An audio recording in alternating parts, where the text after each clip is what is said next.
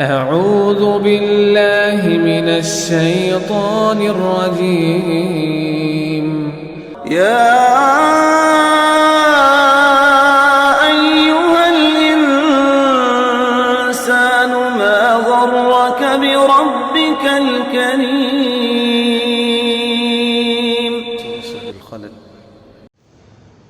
أعوذ بالله من الشيطان الرجيم. بسم الله الرحمن الرحيم. ويوم يعض الظالم على يديه يقول يا ليتني اتخذت مع الرسول سبيلا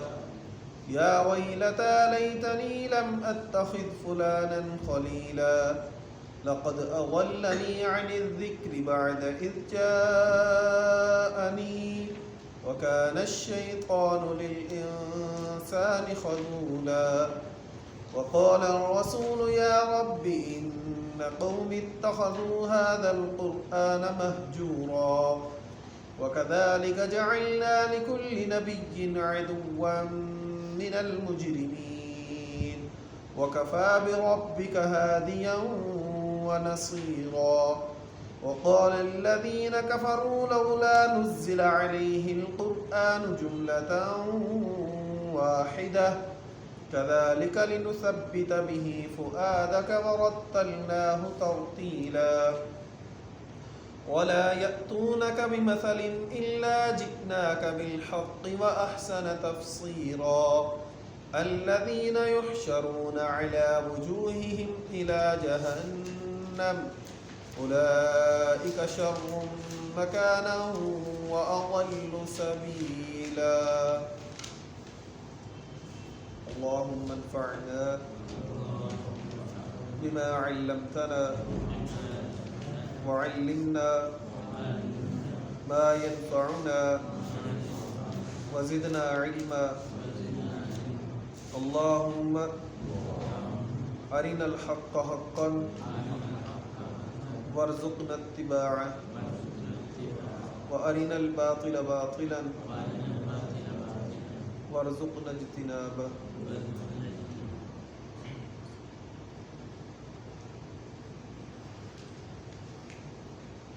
ویوم اور جس دن یعض الظالم کاٹ کھائیں گے ظالم علی یدیہ اپنے ہاتھوں پر یقول وہ کہے گا یا لیتنی ہائے افسوس ہو میرے لیے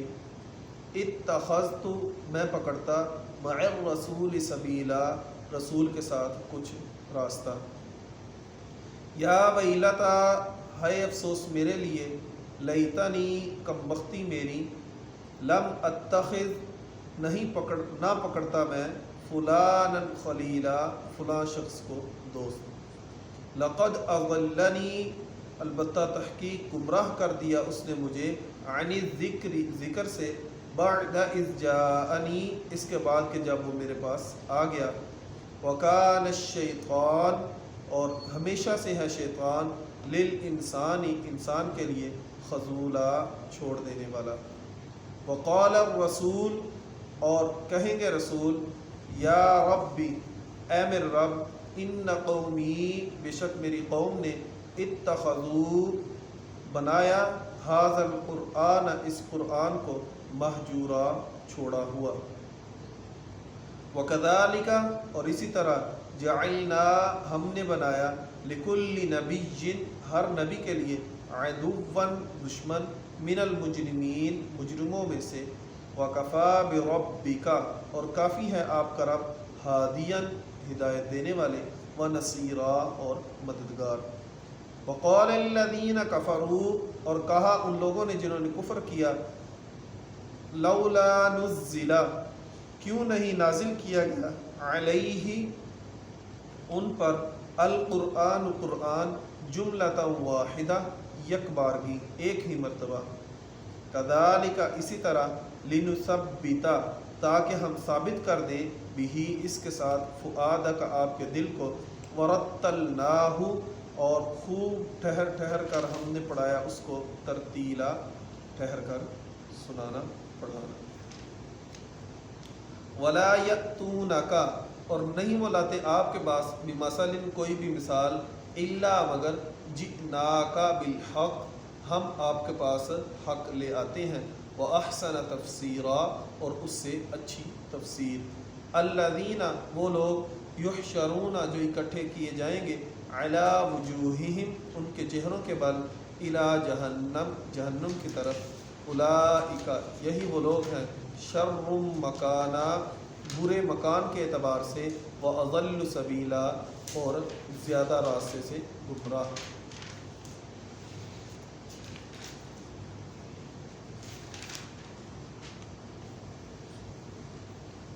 وَيَوْمَ يَعَضُّ الظَّالِمُ عَلَى يَدَيْهِ يَقُولُ يَا لَيْتَنِي اتَّخَذْتُ مَعَ الرَّسُولِ سَبِيلًا اس سے پچھلی آیت مبارکہ کے اندر اللہ نے ذکر کیا تھا وَكَانَ يَوْمًا عَلَى الْكَافِرِينَ عَسِيرًا کہ وہ دن کفار کے اوپر بہت زیادہ سخت ہوگا کیوں وَيَوْمَ يَعِزُّ الظَّالِمُ عَلَى يَدَيْهِ اس دن کافر جو ہیں وہ اپنے ہاتھوں کو کاٹ کاٹ کر کھائیں گے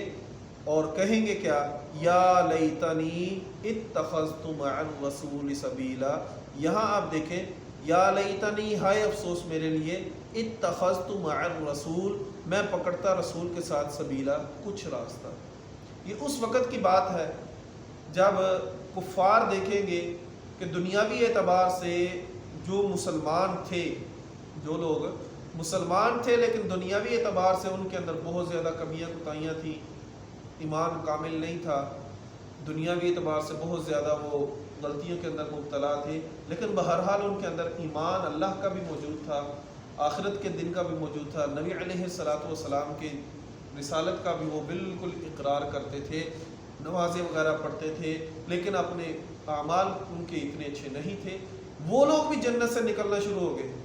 وہ لوگ بھی جنت سے نکلنا شروع ہو گئے کیونکہ نبی علیہ الصلوۃ والسلام کا فرمان ہے کہ جس کے دل کے اندر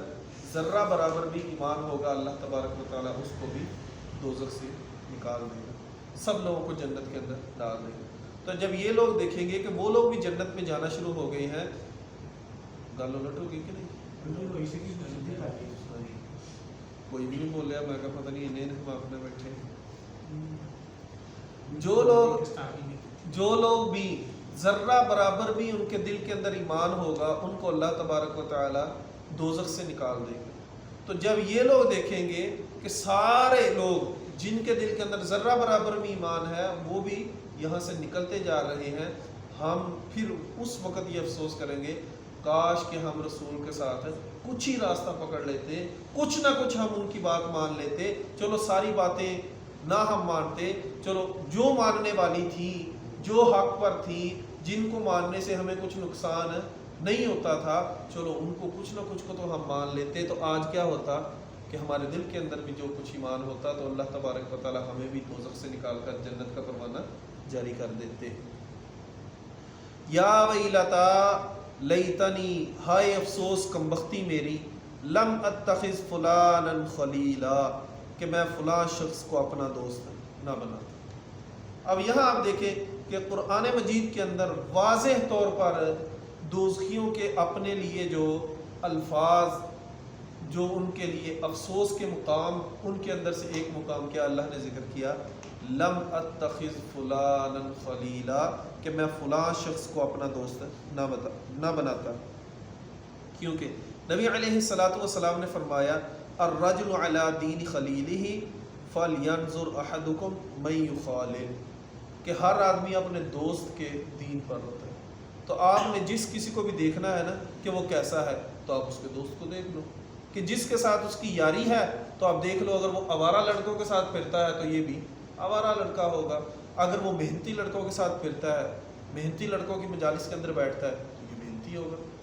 کہ جیسے انسان کی فطرت ہوتی ہے انسان اپنی فطرت کے مطابق ہی اپنے دوستوں کا چناؤ کرتا ہے تو جیسے اس کے دوست ہوں گے بالکل وہی اس کی فطرت کی عکاسی کریں گے کہ یہ بھی اندر سے ویسا ہی ہے جیسی اس کی صحبت ہے ویسی ہی اس کی آگے مجلس ہے سارے اس کے چال چلن بالکل ویسے ہی ہیں اور اس کے علاوہ بھی نبی علیہ الصلوۃ والسلام نے ایک دوست کی مثال بھی فرمائی مثل الجلیس الصالح والسوء کہ برے دوست کی مثال اور اچھے دوست کی مثال بالکل ایسے ہی ہے جیسے کہ ایک آدمی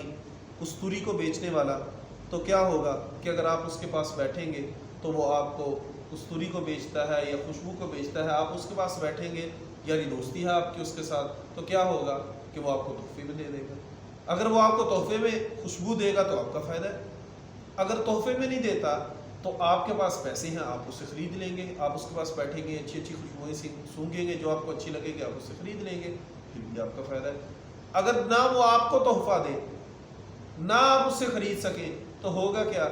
جتنی دیر آپ اس کے پاس بیٹھے ہیں تو اتنی دیر آپ کیا کریں گے؟ اتنی دیر تو اچھی اچھی خوشبوئیں آپ کے جو ہے وہ ناک کے اندر جائیں گی، اچھی اچھی خوشبو سے آپ لطف اندوز ہوں گے۔ اور بالکل ایسے ہی جو برا دوست ہے اس کی مثال کیسی؟ ایک لوہار کی، کہ آپ لوہار کے پاس بیٹھیں گے، وہ کیا کر رہا ہے؟ آگ جلا رہا ہے، بار بار لکڑیاں ڈال رہا ہے آگ کے اندر، ادھر سے لوہا نکال رہا ہے، سارا کچھ کر رہا ہے، تو کیا ہوگا؟ تو یا تو وہ ان انگاروں سے آپ کے کپڑے جلا دے گا، یا تو آپ کے کپڑے جلا دے گا۔ اگر کپڑے بھی نہیں جلائے گا تو کم سے کم جتنی دیر آپ اس کے پاس بیٹھے ہو گے تو کیا سونگو گے؟ انہیں جلتی لکڑیوں کا دھواں ہی سونگو گے اور ٹھک ٹھک کی آوازیں سنو گے۔ نبی علیہ السلام کی آپ دیکھیں کہ کتنی بہترین مثال کہ برے دوست کے پاس آپ بیٹھو گے تو بری چیزیں سیکھو گے، اچھے دوست کے پاس بیٹھو گے تو یا آپ اسے اچھا کوئی مسئلہ پوچھ لو گے یا وہ کوئی آپ کو اچھی بات بتا دے گا۔ اگر نہ وہ آپ کو کوئی اچھی بات بتائے، نہ کوئی آپ اس سے اچھی بات پوچھو، تو کیا ہوگا؟ کم سے کم جتنی دیر آپ اس کی مجلس کے اندر بیٹھے رہو گے، چغلی سے، غیبت سے، جھوٹ سے، کتنی دنیاوی بیماریوں سے آپ جو بچے رہو گے۔ اور ایسے ہی بری لوگوں کی مجلس میں بیٹھو گے تو کیا ہوگا؟ یا وہ آپ کو لوگوں کی چغلیاں سنائے گا یا آپ اس کو لوگوں کی چغلیاں سناؤ گے۔ لم اتخذ فلانا خلیلا، میں فلاں آدمی کو اپنا دوست نہ بناتا، کیوں؟ لقد اضلنی عن الذکر بعد اذ جاءنی، تحقیق اس نے مجھے میرے ذکر سے گمراہ کر دیا جبکہ وہ ذکر میرے پاس پہنچ چکا تھا۔ یہ آپ جس چیز کے اوپر مرضی قیاس کریں، کیوں؟ آپ دیکھیں کہ دوستوں کی مجلس کے اندر بیٹھے ہوئے اذان کی آواز سنتے ہیں نا، لیکن کیا اذان جو ہے وہ اللہ تبارک و تعالیٰ کا ذکر نہیں ہے؟ اذان کی آواز سنتے ہیں لیکن دوست کی مجلس جو ہے وہ آپ کو اٹھنے نہیں دیتی، تو اضلنی عن الذکر بعد اذ جاءنی ہے۔ بڑی باتیں آپ ساری چھوڑ دیں، ایک چھوٹی سی مثال اذان کی لگا لیں کہ اذان کے وقت جو روزانہ کی بنیاد پر ہم سنتے ہیں اس کی اہمیت کا بھی ہمیں اندازہ ہے کہ اذان ہوتی کیوں ہے۔ ہم مجالس کے اندر بیٹھے ہیں، اذان کو سنتے ہیں، لیکن ہمارے کانوں کے اوپر جوں تک نہیں ریگتی۔ حالانکہ چاہیے کیا کہ ہم نے اذان سنی ہے، ہم خود بھی آئیں اور ساتھ اپنے دوستوں کو بھی لے کر آئیں۔ کم سے کم دوستوں کو یہ تو پتہ ہو، وہ بے شک آپ کے ساتھ نہ آئیں، ان کو یہ تو پتہ ہو کہ میرا یہ دوست جو ہے یہ نمازی ہے، یہ نماز پڑھتا ہے، وہ اللہ کے حضور آپ کے لیے شاہد بنے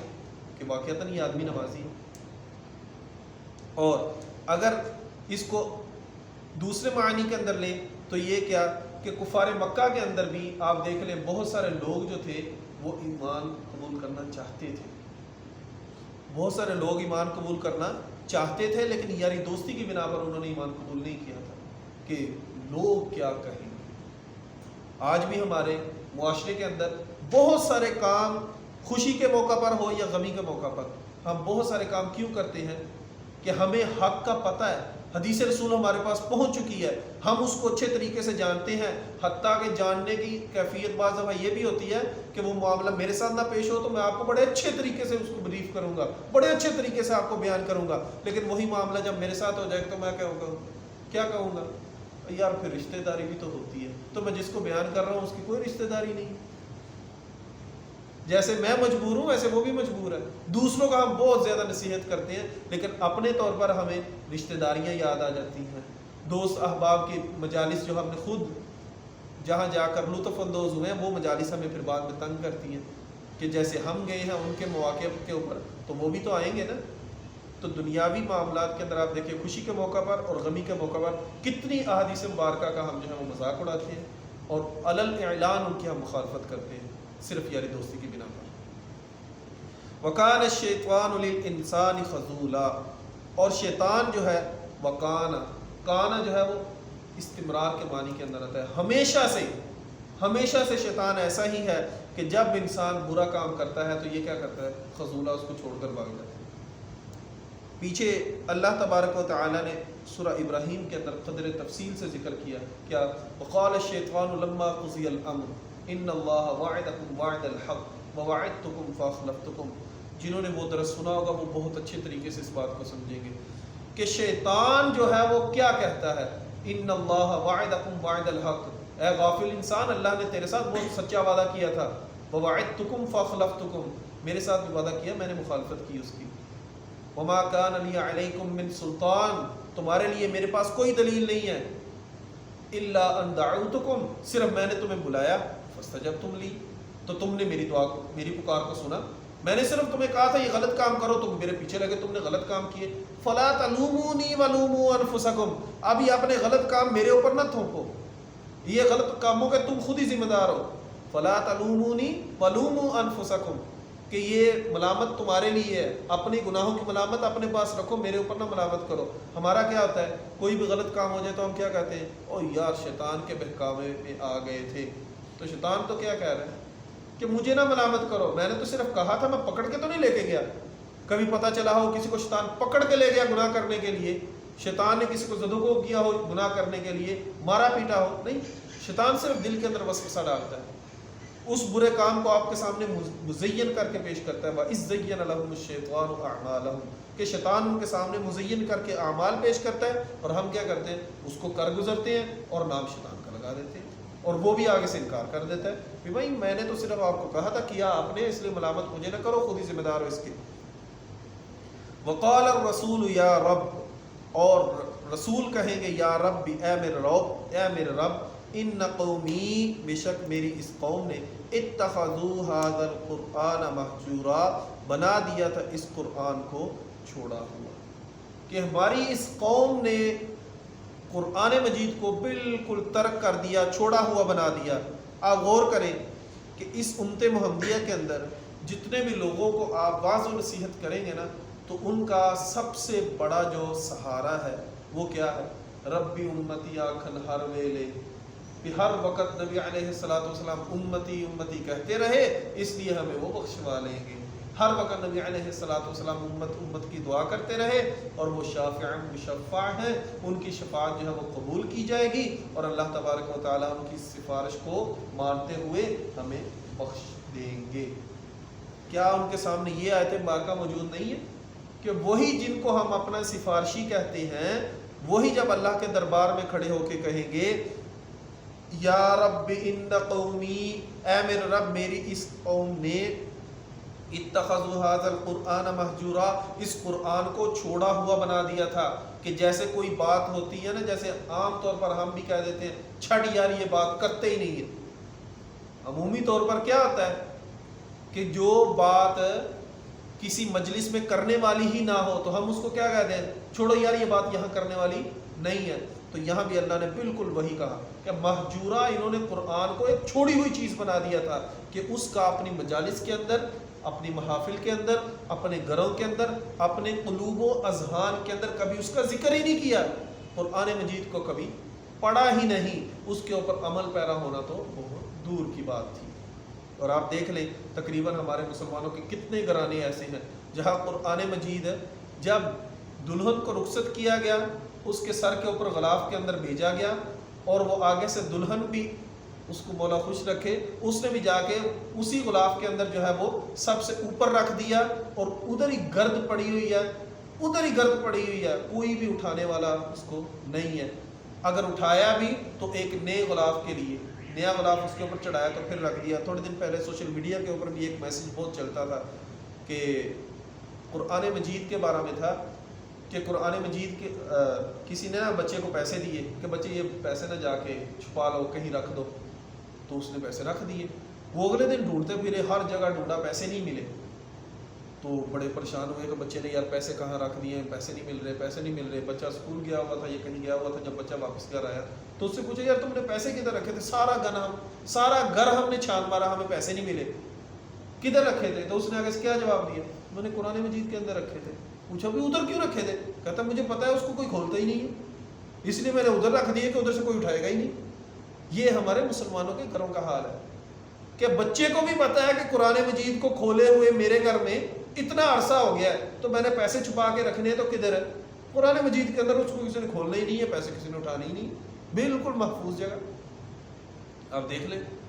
ہمارا ایسے ہی ہے.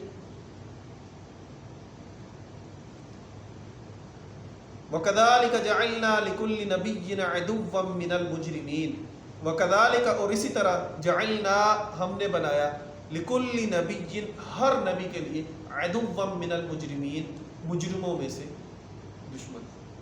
کہ اللہ تبارک و تعالی نے ہر نبی کے لیے دشمن جو ہے اس کے بنائے مجرموں میں سے. یہاں تک یہ جملہ جو ہے یہ بہت سخت بھی ہے. نبی علیہ الصلوۃ والسلام کے بھی یقینی طور پر دشمن تھے، اور اللہ تبارک و تعالی نے ان کو کیا کہا کہ شروع سے ہی جب سے یہ کام سلسلہ چلا، انبیاء کرام کو اللہ نے مبعوث فرمایا، اسی وقت سے جب انبیاء کرام توحید کی دعوت لے کر اللہ کی دعوت کو لے کر آتے ہیں تو کسی بھی نبی کے لیے یہ نہیں ہوا کہ انہوں نے ادھر سے دعوت کا پیغام پہنچایا اور ادھر سے قبول کرنے والوں کی جو ہے وہ لینے لگ گئی، فوج در فوج جو ہے ان کے پیچھے چل پڑے. ایسے نہیں ہوا. ہر نبی کے لیے عدو من المجرمین بنے ہیں، ہر نبی کے لیے اس کے دشمن بنے ہیں، اور ہر نبی نے بہت محنت کی ہے. پھر ان کے جو ہے وہ پیروکار ان کے ساتھ آہستہ آہستہ ملنا شروع ہوئے. وَكَفَى بِرَبِّكَ هَادِيًا وَنَصِيرًا. اور آپ کا رب جو ہے بالکل کافی ہے آپ کے لیے ہدایت دینے کے اعتبار سے بھی اور مددگار کے اعتبار سے بھی. آپ یہ نہ دیکھیں کہ آپ کا دشمن کتنا بڑا ہے، بلکہ آپ کیا دیکھیں آپ کا ہادی اور آپ کا مددگار کتنا بڑا ہے. اصل میں یہ بات دیکھنے والی ہے کہ آپ مجرموں کو چھوڑ دیں، جتنے بھی مجرم ہوں، اللہ تبارک و تعالی جب آپ کے مددگار ہیں تو آپ کو اور کیا چیز چاہیے. وقال الذين كفروا لولا نزل عليه القرآن جملة واحدة. اور آگے سے انہوں نے اعتراض کیا کہ یہ قرآن مجید جو ہے اس کو اللہ تبارک و تعالی نے ایک ہی دفعہ کیوں نہیں نازل کیا. یہ اسی صورت کے اندر تقریباً 5واں اعتراض بنتا ہے کہ اللہ تبارک و تعالی نے قرآن مجید کو یک بارگی نازل کیوں نہیں کیا، جیسے موسیٰ علیہ السلام تورات کو جو ہے وہ لے کر آئے تھے. تو اس کے بہت سارے جوابات بنتے ہیں، کیونکہ اصل میں اللہ تبارک و تعالی کا یہ جو کلام تھا اس کو پورا کیوں نہیں نازل کیا. پہلی تو بات یہ کہ جو اللہ نے خود ہی ذکر کی کہ وقال الذین کفروا، کہ ان لوگوں نے جو یہ بات کہی کہ اس کے وجہ اس مطالبے کا معقول ہونا نہیں بلکہ اس کا صرف یہ ہے کہ ان کا کفر کرنا مطلب ہے. ٹھیک ہے، اگر نبی علیہ الصلوۃ والسلام یک بارگی قرآن مجید کو لے آتے تو کیا موسیٰ علیہ السلام کی پوری قوم نے مانا ہے؟ کہ اگر آپ موسیٰ علیہ السلام کے اوپر قیاس کرتے ہیں کہ موسیٰ علیہ السلام کو یک بارگی تورات ملی تو نبی علیہ الصلوۃ والسلام کو بھی یک بارگی ملنی چاہیے تھی. تو آپ دیکھ لیں کیا موسیٰ علیہ السلام کے لیے سارے لوگ مسلمان ہو گئے تھے؟ کتاب کا یک بارگی ملنا یا تھوڑا تھوڑا کر کے ملنا یہ تو ایمان کے اوپر جو ہے وہ کسی طرح سے اثر انداز ہوتا ہی نہیں ہے کہ اس کا ایمان لانے کے ساتھ کیا تعلق ہے، پہلی بات. اور دوسرا کیا، وَكَذَلِكَ لِنُثَبِّتَ بِهِ فُؤَادَكَ، کہ اللہ تبارک و تعالی نے کہا کہ ہم نے اس کو بار بار تھوڑا تھوڑا کر کے اس لیے نازل کیا لِنُثَبِّتَ بِهِ فُؤَادَكَ، تاکہ ہم اس کے ساتھ آپ کے دل کو مضبوط کر دیں. اس کے اندر کیا کہ آپ کے دل کو مضبوط کرنا کیسا کہ جب بھی نبی علیہ الصلوۃ والسلام کے اوپر بہت زیادہ مشکلات ہوتی، کفار کے جو بھی اعتراض ہوتے یا کوئی بھی مسئلہ پیش آتا تو وحی کے ذریعے اللہ تبارک و تعالیٰ اس کا حل بتا دیتے. تو اس طرح بار بار وحی کا نزول جو تھا وہ نبی علیہ الصلوۃ والسلام جب جبرائیل علیہ السلام سے بار بار ملاقات کرتے تو جبرائیل علیہ السلام نبی علیہ الصلوۃ والسلام کی جو ہے وہ حوصلہ افزائی بھی کرتے، ڈھارس بتاتے، جس کی وجہ سے نبی علیہ الصلوۃ والسلام جو تھے وہ ان کے اعتراضات کا بالکل کھلے دل کے ساتھ کھلی پیشانی کے ساتھ اس کا مقابلہ کرتے تھے. اور اس کے بعد جب آپ دیکھیں کہ اللہ تبارک و تعالی نے اس قرآن مجید کو اتارا کس قوم کے اندر، ایسی قوم کے اندر، ایسے نبی کے اوپر جس کے لیے اللہ تبارک و تعالی نے پوری دنیا کے اندر کوئی بھی دنیاوی استاد نہیں بنایا. تو ایسے آدمی کے اوپر جس کا دنیاوی اعتبار سے کوئی بھی استاد نہ ہو، اس کے اوپر اتنی بڑی کتاب جو تھی وہ نازل ہونا اور اس کے بعد اس کتاب کو پڑھ کر تمام لوگوں کو سمجھانا یہ قدرے مشکل تھا. اور جو لوگ تھے وہ بھی آگے سے سمجھتے تھے کہ یہ نبی علیہ السلام کا کوئی استاد نہیں، تو یہ پھر یہ کتاب ان کے خود ہی ذہن میں آنا تھا کہ یہ کتاب کسی کی عطا کردہ ہے، یہ کسی کی کتاب لے کر آئے ہیں۔ تو دوسرا اعتراض اس وجہ سے اللہ تبارک و تعالیٰ نے ان کو بیک وقت پوری کتاب نازل نہیں کی۔ تیسرا کہ قرآن مجید کے اندر آپ دیکھیں کہ بہت سارے مسائل جیسے شراب، جوا اور چوری کی حد، عورتوں کے جو مسائل ہیں، زنا کے جو مسائل ہیں، یہ سارے کے سارے مسائل اگر یک بار کی نازل ہو جاتے، ایک ہی دفعہ، جب قرآن مجید ایک ہی دفعہ نازل ہوتا تو پھر شراب کا حکم بھی ایسے ہی نازل ہونا تھا نا کہ کل تک پی رہے تھے، آج حکم نازل ہوگا جی بس حرام ہے بند کر دو، تو اس کے ساتھ بہت سارے لوگوں کے اوپر یہ حکم جو ہے وہ بہت مشکل ہوتا ہے، اس کے اوپر عمل پیرا ہونا جو ہے وہ بہت لوگوں کے لیے مشکل ہوتا ہے۔ تو آپ دیکھیں قرآن مجید نے جو ہے بہت سارے احکام بتدریج نازل کیے، کبھی ان کو کہا کہ لا تقربوا الصلاۃ وانتم سکارا، کہ نشے کی حالت میں تم نماز کے قریب نہ جاؤ، پھر کبھی کہا کہ اس کا جو نفع ہے وہ کم ہے، نقصان زیادہ ہے، اور آہستہ آہستہ پھر اس کو رجس من عمل الشیطان کہا۔ تو آپ دیکھ لیں کہ صحابہ کرام پی رہے تھے شراب، گلی کے اندر منادی کرنے والے نے منادی کی کہ شراب جو ہے وہ حرام ہے، اسی وقت اس کو گرا دیا۔ اگر پہلے ہی وقت ان کو حکم ہوتا کہ اس کو گرا دو تو کیا لوگ اس کو مانتے؟ ان کو ماننے کے اندر بھی تھوڑی سی مشکلات پیش آتی۔ اور اس کے علاوہ آپ دیکھیں یہ عورتوں کے مسائل کے اندر جو ہے کہ زناکاری کے جو مسائل تھے، اس کے اندر بھی اللہ تبارک و تعالیٰ نے سورہ نساء کی آیات جو تھی وہ پہلے نازل کی کہ جو اگر ایسی عورتیں کریں تو ان کو آپ گھروں کے اندر بند کریں، حتیٰ کہ اللہ تبارک و تعالیٰ ان کے لیے کوئی راستہ نکال دیں۔ پھر بعد میں اللہ تبارک و تعالیٰ نے ان کے لیے راستے نکالے کہ جیسے جیسے ان کی تربیت ہوتی جا رہی تھی ویسے ویسے اللہ تبارک و تعالیٰ ان کے لیے احکامات کا نزول فرماتے جا رہے تھے۔ اور اگر یکبارگی قرآن مجید نازل ہو جاتا،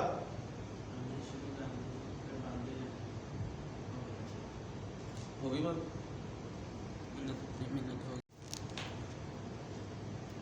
اگر یکبارگی قرآن مجید کا نزول ہو جاتا تو پھر اس صورت کے اندر آپ دیکھیں کہ ان کے اوپر عمل پیرا ہونا جو تھا وہ عرب کے لیے، مسلمانوں کے لیے بہت مشکل ہو جاتا۔ اور اس کے علاوہ مصلحت وقت کے لحاظ سے کئی احکام کچھ مدت تک کے لیے تھے، اس کے بعد انہیں منسوخ ہونا تھا، لہٰذا پوری کتاب نازل ہونے کی صورت میں یہ ممکن نہیں تھا۔ اور ایسے ہی لوگوں کے سوالات کہ قرآن مجید کے اندر آپ دیکھیں بہت سارے لوگوں کے سوالات ہیں جن کا اللہ تبارک و تعالیٰ نے جواب دیا۔ اگر قرآن مجید یکبارگی نازل ہو جاتا تو پھر ان کے وہ جو سوالات تھے وہ تو ابھی انہوں نے کیے ہی نہیں ہیں، تو ان کا جواب پہلے نازل ہو جانا تھا۔ آپ دیکھیں قرآن کے اندر اللہ نے کتنے سوال کا ذکر کیا ہے، کبھی روح کا سوال ہے، کبھی پہاڑوں کے سوال ہے، کبھی جو ہے وہ یہ اصحاب الکہف کا سوال ہے، کبھی ذوالقرنین علیہ السلام کا سوال ہے، کبھی یہ یوسف علیہ السلام کے بارے میں سوالات ہیں۔ یہ سارے اللہ تبارک و تعالیٰ نے ذکر کیے سوال کے جواب کے اندر۔ اگر یہ یکبارگی قرآن نازل ہو جاتا تو وہ سوال کا جواب کیسے ملتا؟ سوال کیا ہی نہیں ہے، اس کا جواب پہلے ہی مل گیا۔